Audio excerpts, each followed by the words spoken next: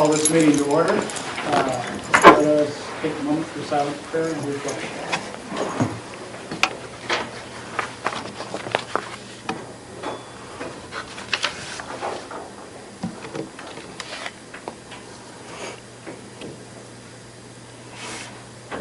Jerry, you call the roll, please. Pat Rooney. Here. Kathy Cox. Here. Nicole Cohen. Here. John Maston. Here. Please stand and join me in the pledge. I Pledge allegiance to the flag of the United States of America and to the republic for which it stands, one nation under God, indivisible, with liberty and justice for all.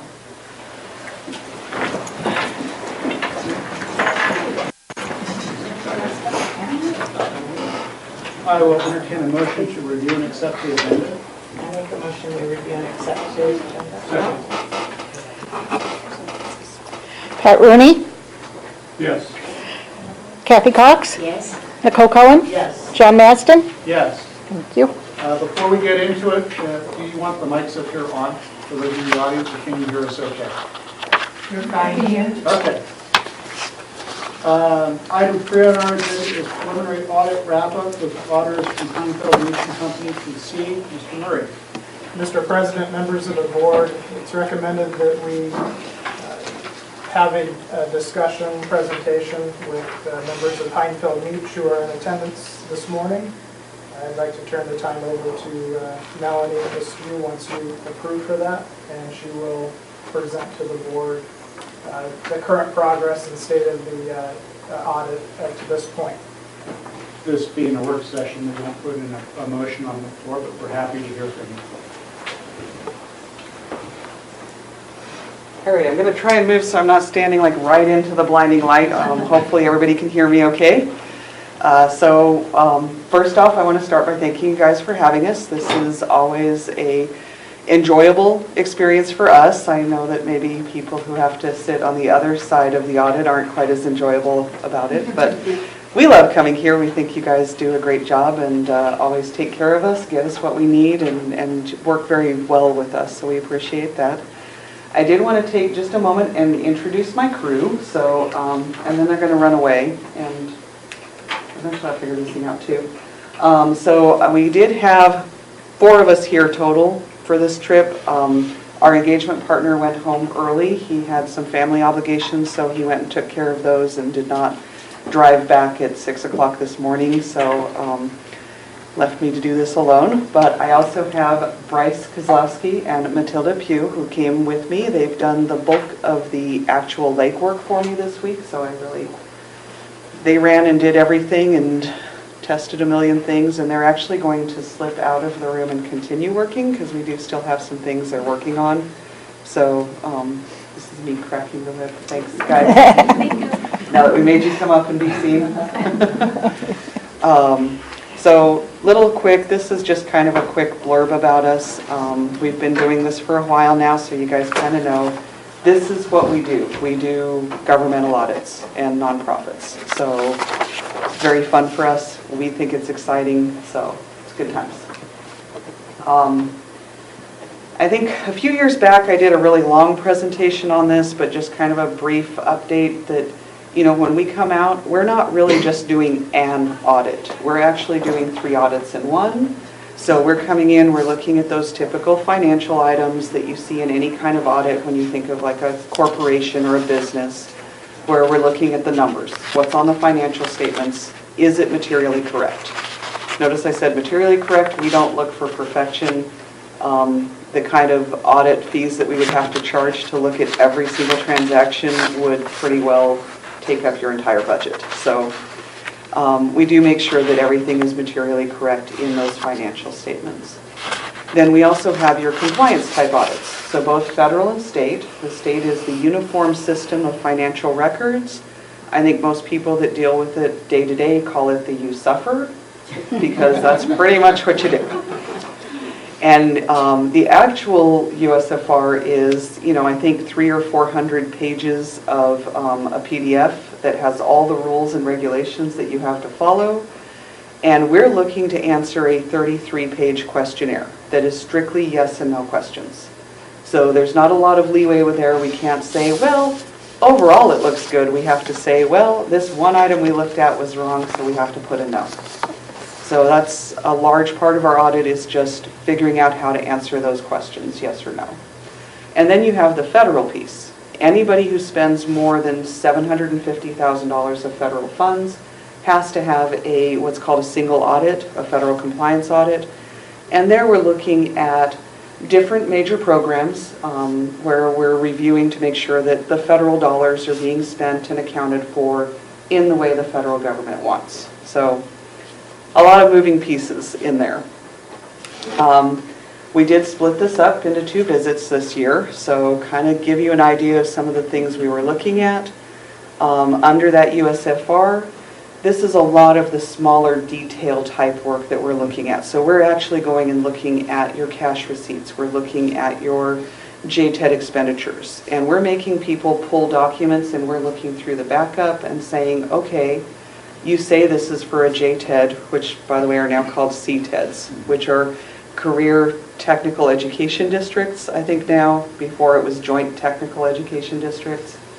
So we want to make sure if you spent money with that JTED that it is for that type of purpose. So we pull things, look at those.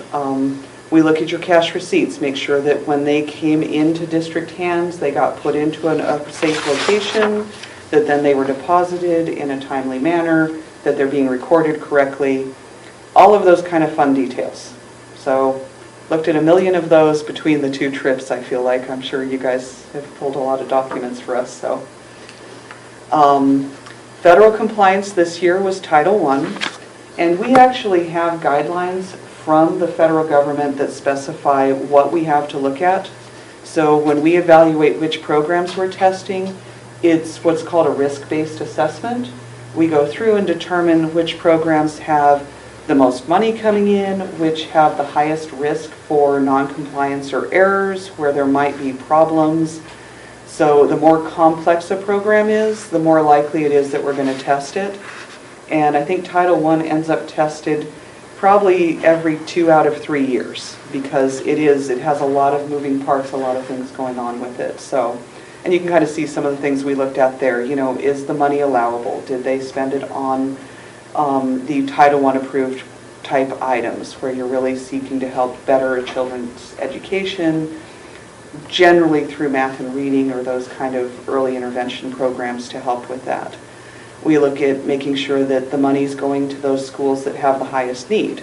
So you have to spend Title I money in places where your students have maybe financial difficulties that are going to make it more difficult for them to succeed. So you want to focus the money that way. Kind of those sort of things in there. And then we have the financial statement one, which is what really most people think of when you think of an audit, which is where we're looking at your cash and saying, if you say you have, $15 million in cash, is there something that supports that $15 million? Do you have a bank account, or, does the cash with the county treasurer come up to that amount? So these are what I call kind of the bigger picture items generally, because it is the major areas of just, okay, you say you have a building, I'm standing in a district building, yes, it exists. It's literally sometimes things like that. Just what you say you have, you really have. As always, we noted some things that we think are areas for improvement. We did see quite a bit of improvement, I think, between last year and this year, and it's sort of that continual process. I think as soon as you get certain things figured out and fixed, other things come up. They're constantly changing the USFR requirements, so sometimes there's new things you didn't know you had to do that now you have to do, those kind of things. There were some items we noted in the student attendance area, and I will say for really every district I've ever been to, this tends to be the area with the most issues.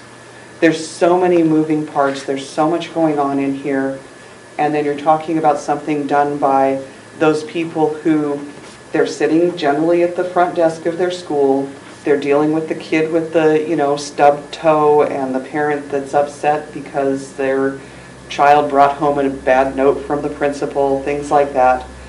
while they're trying to calculate all of these things and, answer the phones and take care of other things. So it's unfortunately an area very ripe for errors.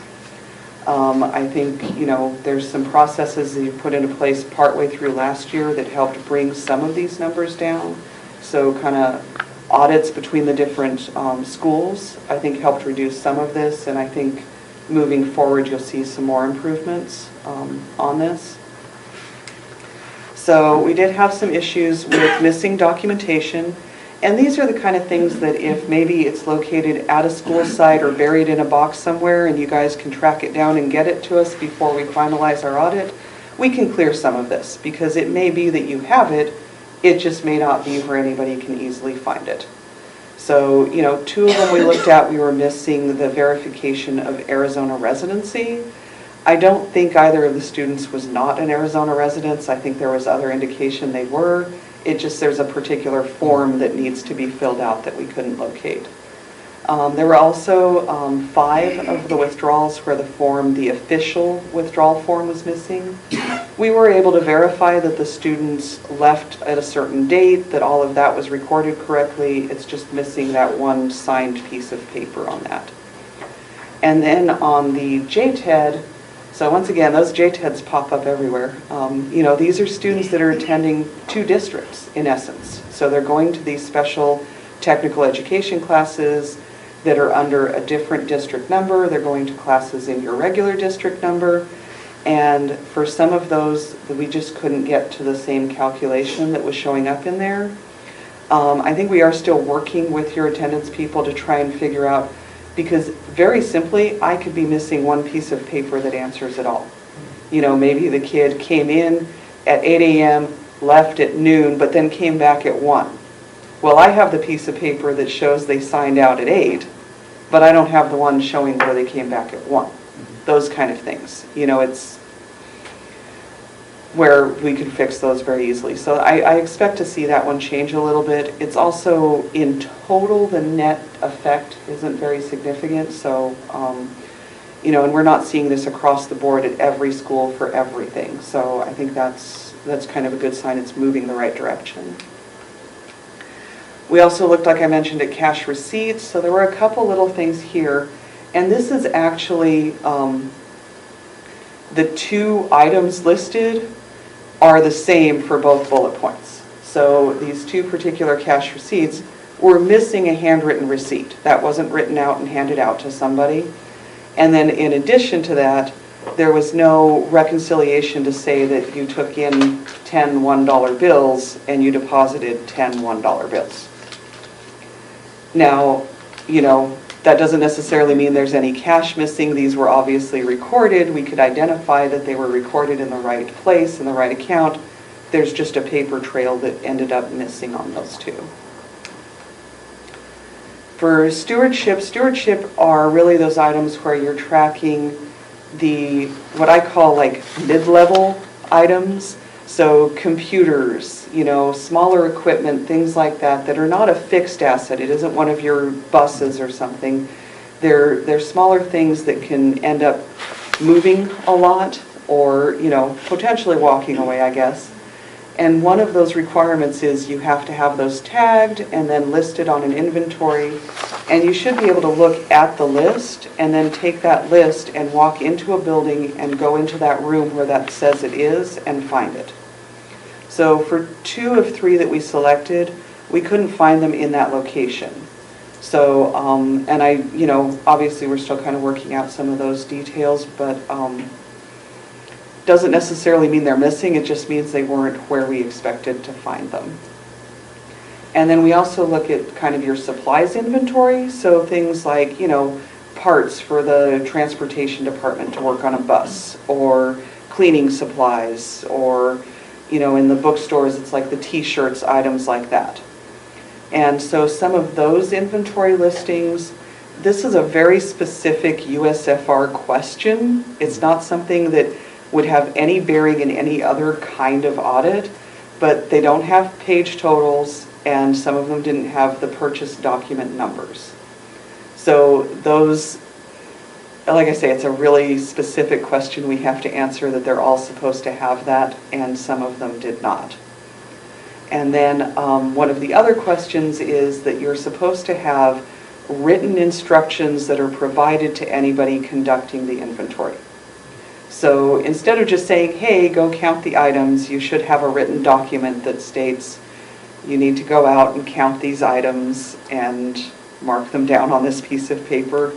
It's like the common sense sort of thing that you just need to document to use your common sense to go count things.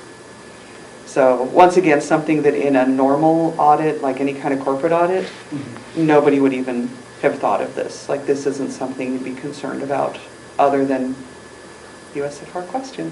Now you see the you suffer is making more and more sense, right? We also look at things in terms of how things are coded. You have to use the adopted chart of accounts, which is set by the USFR. And so there were a couple things there. One of them was on the AFR, there were some revenue postings that had to be corrected. They were posted in a wrong fund.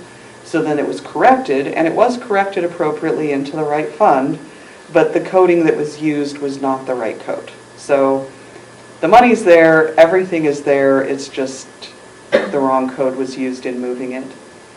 And then for one of the disbursements we looked at, there was a purchase that should have been coded among a couple different object codes, so that wasn't quite done fully that way. So little difference there. For me, from a financial auditor point, I don't worry about those. If it's basically you're saying, well, it should have been a supply and a capital asset type item, but it got coded to supply, because on the face of the financial statements, it's an expenditure and it was recorded correctly as an expenditure. I'm not too worried about that. You know, that's bigger picture. It isn't, you know, a concern there, especially for 1 of 50. And then we also, on the auxiliary operations cash receipts, there were a couple items there where it was coded not to the right revenue account code. So instead of being, I think, 1990, it was like 1950 or something like that. So it was still just revenue, just not to the specifics the USFR likes. So not too bad on those. I think last year we had some more significant ones that actually impacted the financial statements, and these are not really in that level. Some other items, when we look at some different things, one of them is that when you have a purchasing cooperative you use, you should have an agreement for each of those cooperatives. And right now I think for 4 of them, it wasn't a current copy. So, you know, either it had a district employee, like from the past, maybe it was 2 years ago that it was signed, and those should be updated periodically, so just something in there. The agreements are in place, they are legal, they were signed and appropriate, it just should probably be updated more often. And then there was no formal credit card training given to users and employers involved in the credit card process. So once again, one of those USFR questions that just says you need to have this training, you need to provide documentation people received it. So you'll notice though there were no findings involving credit cards, so apparently people do know what they're supposed to be doing, and that's working. So on the bright side, the training is somehow working through. Now this one in the federal is not actually a finding per se, but more of kind of a heads up. And there's been some compliance issues we've noted at almost every district we've been to where we've tested Title I this year. And it has to do with just the coding for doing student withdrawals. So the state in the last several years has told people, well, if a parent comes in and says, I'm taking out my kid and I'm going to be putting them in school up in Kingman, you're allowed to mark them as what's called a W1 code, which means the student left to go to another diploma earning type of institution. Well, Title I is saying no. We want actual proof that that person did go to another diploma earning institution before you can mark them in that code. And it all has to do with your graduation rate calculation. Because if you have students leave and they're going to another district, they're going to another country, or they unfortunately pass away, being the other option, you don't have to count them as part of like your dropouts. You basically remove them from your calculations so that it doesn't negatively impact your graduation rate. Well, now Title I is basically saying, no, you have to go ahead and leave those people in there until you have documented proof that they did actually go to any one of those places.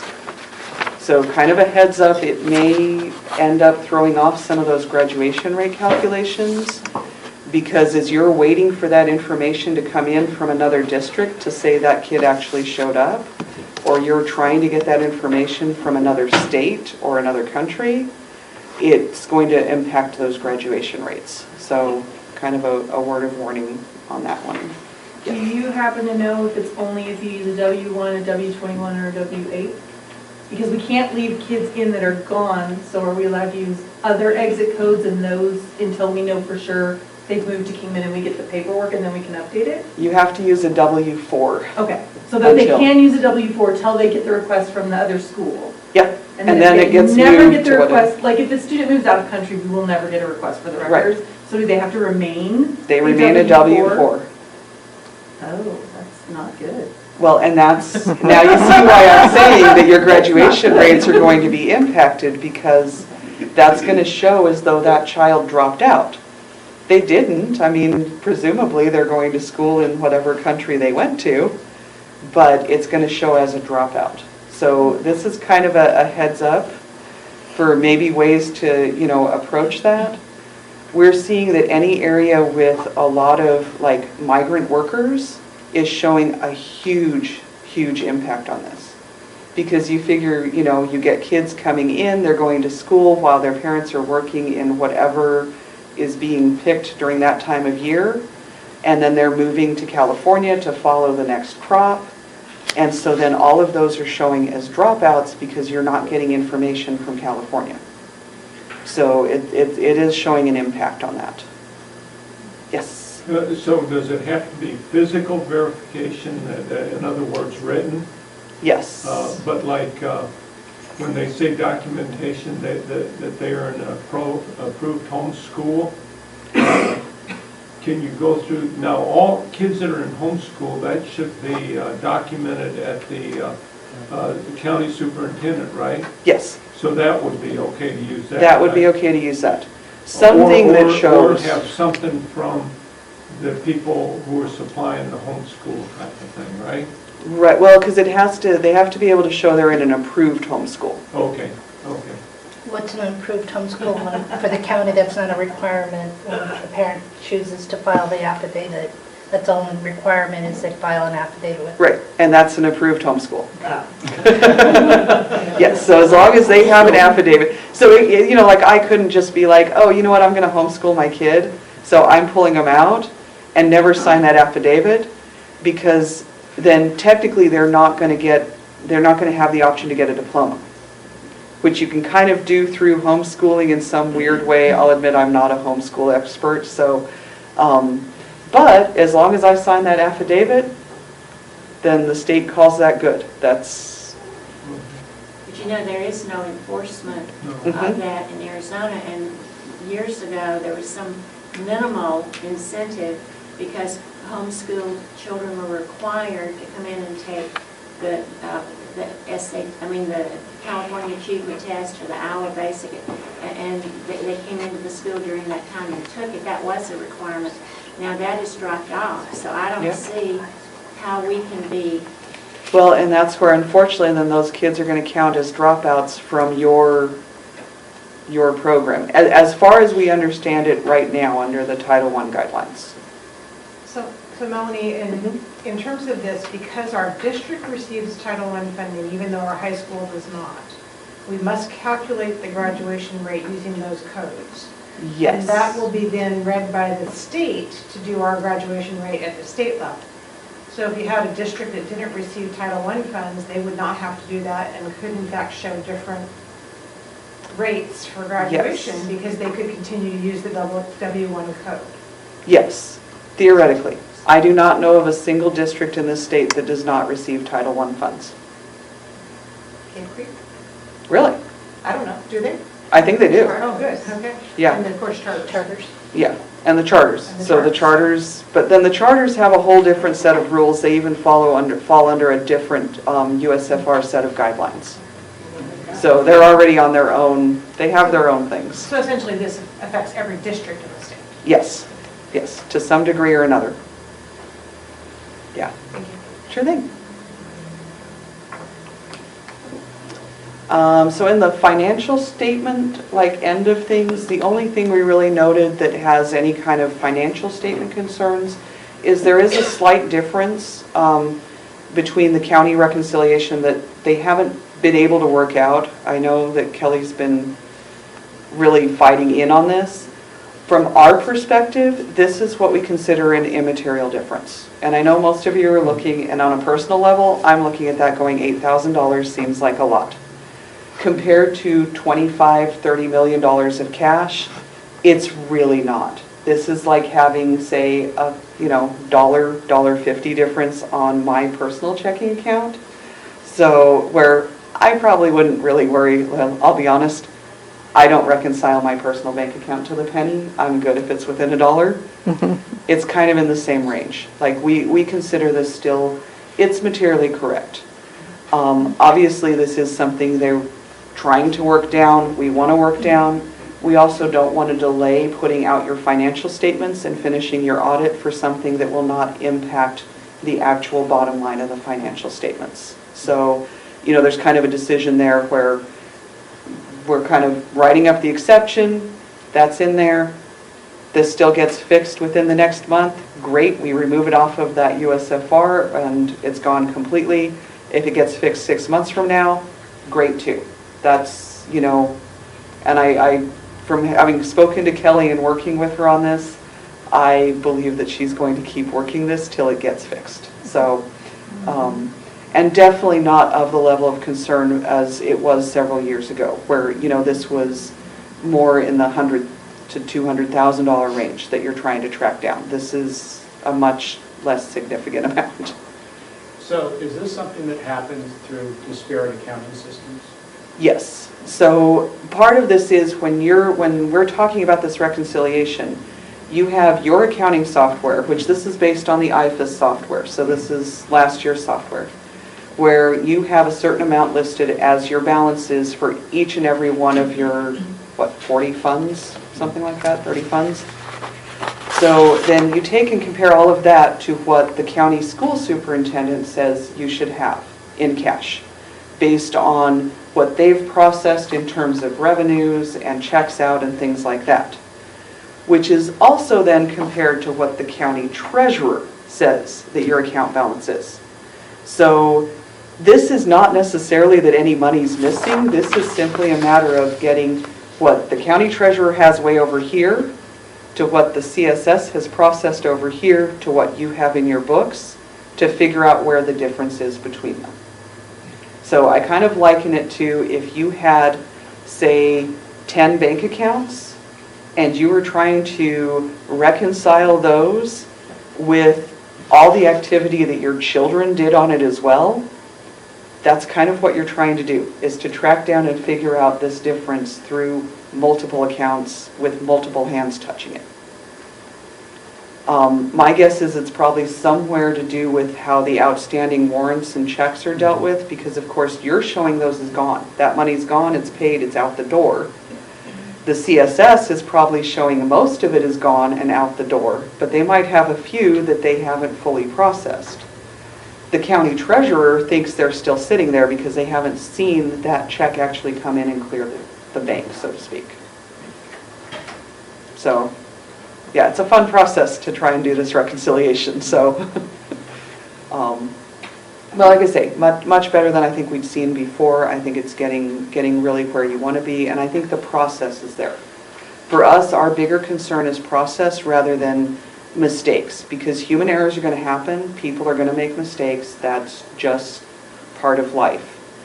And what you want is processes that are going to go through and help catch those mistakes and keep them from becoming severe. And I think I'm seeing the processes there. It's just that one is a bit more than is, going to be fixed in a day. So that's kind of the highlight on the things that we've found and done, and yes. Just a side note, Cave Creek does receive Title I funding. Yeah. Yeah, like I say, I don't know of any, mainly because Title I, you get a lot of money for Title I, and it can provide a lot of services. And even districts that have traditionally low poverty rates will apply for it because then they just target to those 10 or 15 or 100 kids that need the services. I think there's a small school district in Mojave County that doesn't take Title I funds. They take no federal funds. I remember my talking from that specifically, but it was a small district. I know there were some in California that did that as well, but I'm just curious, they chose not to. Yeah, which I find interesting. Well, I mean, there's a lot of compliance requirements you have to follow for it, which maybe if you were only going to get $60,000 or $70,000 wouldn't be worth it. When you're talking $1.5, $2.5 billion, that's a significant amount of money. So it's worth kind of jumping those hoops to deal with, I think. Yeah. So we are still finishing, like I say, I have them in there working on some things, kind of that where I said minor bits and pieces where, we always have a few documents we have to finish looking at or other little parts to things that we need to check. We are still working on some work with the Internal Service Fund. That one is always something that takes a little bit more time for us to get into because there's HIPAA regulations. So I can't just walk in and say, hey, can you hand me all these health claims so that I can see who went to the hospital? They're not going to hand it over. I sign I have to sign certain forms and documents and jump through their hoops, promising that I'm not going to use that information improperly. Some of the organizations will actually even require that I only use it in certain secure portals and certain secure ways to make sure that data is protected. So it always takes a little bit more time. I think the overall straight financial numbers were looking pretty good.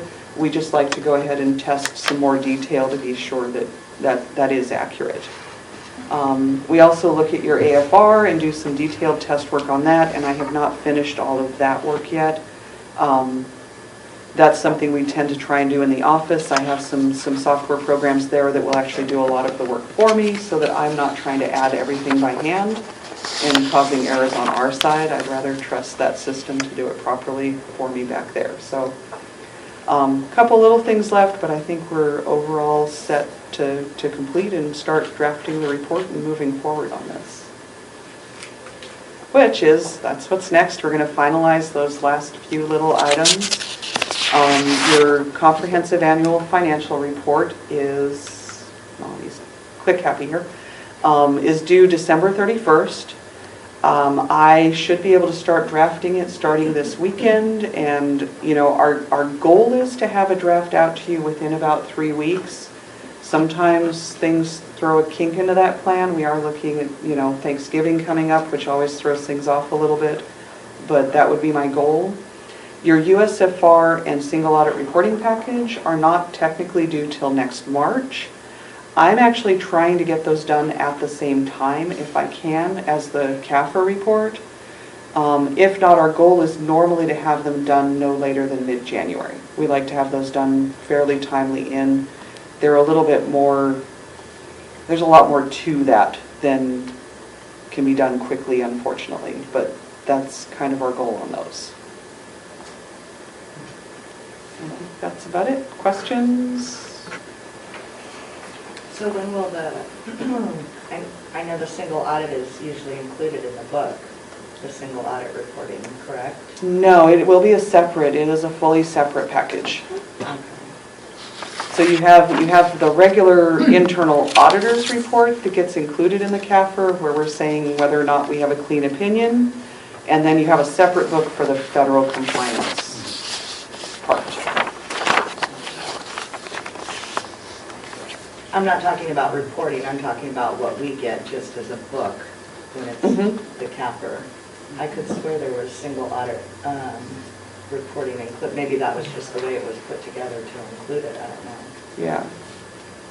And I mean, it'll obviously have all of your federal dollars and a lot of that information in there, so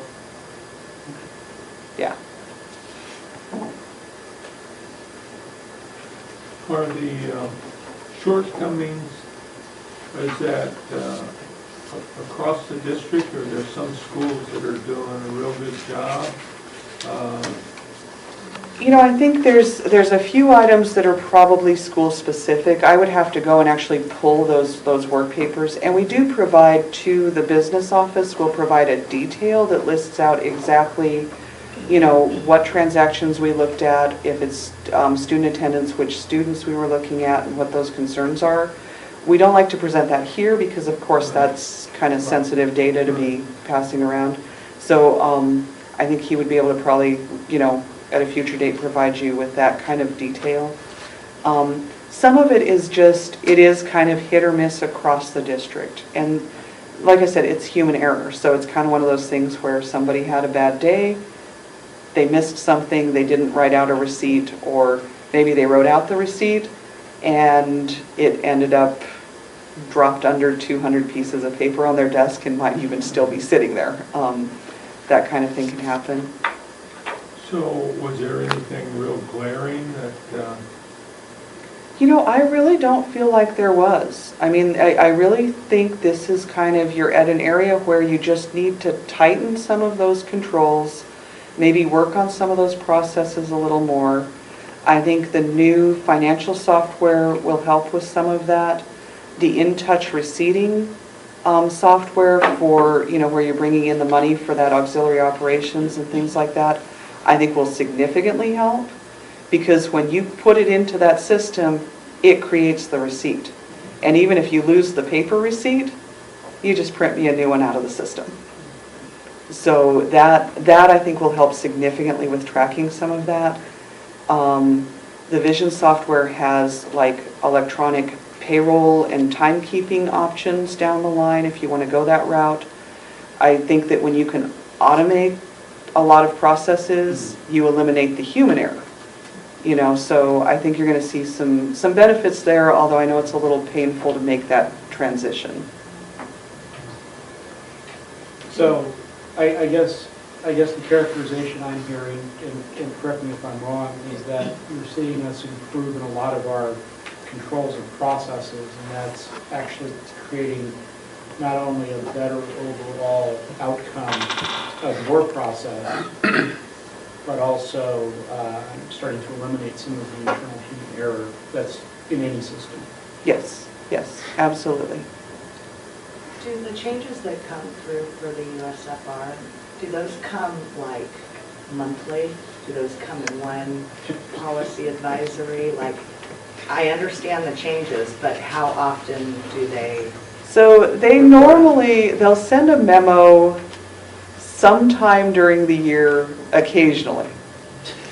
And then after the year is over, they send out the updated questionnaire that is what you're actually supposed to be doing. So it is one of those things where a lot of times you get the change telling you what you were supposed to do months after you were supposed to be doing it. It is a very frustrating thing. The federal compliance does the same thing. Do we get the updated questionnaire when it comes out so that we're able to look, or? It does. It comes out. It's actually available on the Auditor General website, so you can go into their forms and publications for school districts and download the whole USFR and have some fun, exciting reading for your bedtime. But you would have to download the whole thing every year. There is a Or is it section just the change? on the There is a Audit section. page that gives you just the updates Just from the one year to the updates. next. Okay. Yeah, Yeah. yeah. It'll put you right to sleep, too. It really will. It probably won't. It makes great bedtime story reading. I used to do that to my son. When he wanted a second or third story, it was, well, you get to have the USFR story. And you know, if you use the right tone, it doesn't matter what you're reading.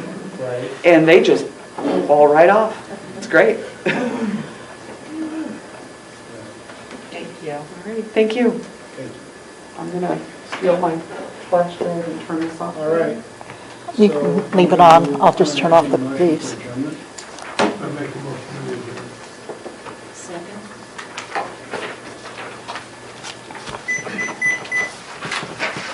Kathy Cox, Yes. Nicole Cohen, Yes. Pat Rooney, John Masson, Yes. and we have a second meeting. You're welcome to stay, or you can leave. No, thanks.